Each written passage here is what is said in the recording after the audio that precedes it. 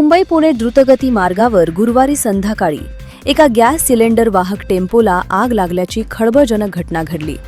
सुदैवानं बोरघाट पोलीस आणि देवदूत पथकाने दाखवलेल्या प्रसंगावधानामुळे आगीवर वेळीच नियंत्रण मिळवण्यात यश आले आणि तब्बल 297 सिलेंडरचा स्फोट होण्यापासून वाचला।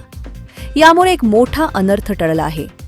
मिळालेल्या माहितीनुसार प्रगती गॅस एजन्सीचा एक टेम्पो पुण्याहून मुंबईच्या दिशेने 297 घरगुती गॅस सिलेंडर घेऊन जात होता।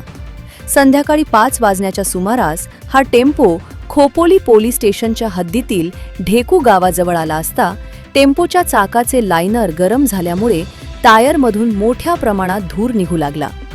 टायरमधून धूर निघत असल्याचे लक्षात येताच चालकाने क्षणाचाही विलंब न लावता टेम्पो बाजूला उभा केला आणि पोलिसांना माहिती दिली। काही वेळातच टायरने पेट घेतला। या टेम्पोत इंडियन पेट्रोलियमचे गॅस सिलेंडर असल्याने मोठ्या स्फोटाची भीती निर्माण झाली होती।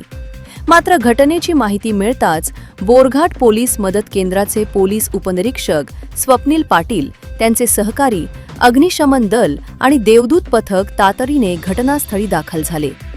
त्यांनी पाण्याचा मारा करून आग आटोक्यात आणली, ज्यामुळे सिलेंडरपर्यंत आगीची झळ पोहोचली नाही। जनोदय करिता मनोज कळमकर, खालापूर।